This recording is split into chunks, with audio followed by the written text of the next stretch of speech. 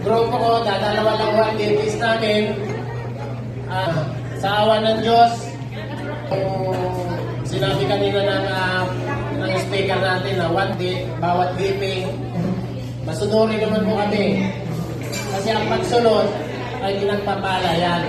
Kaya kailangan dapat sumunod ka kung ano sasabihin sa'yo ng nakakataas. Kaya sa pamamagitan ng dito, sabi nga ko kanila ng speaker, ipag-pray po tayo lahat ng mga agent na nandito.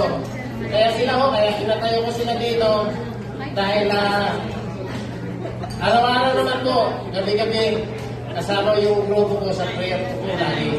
Kasi pag hindi palagi namumuna ang Diyos, walang saysay ang lahat ng yan. Kaya dapat unahin natin ang Diyos para makamit natin ang target natin. Kaya salamat sa lahat.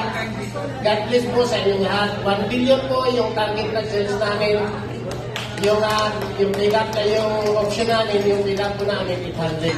Dadalawa na ang business namin, maghahati po sila sa 500 million. Kaya God to be the glory, makukuha natin po yan.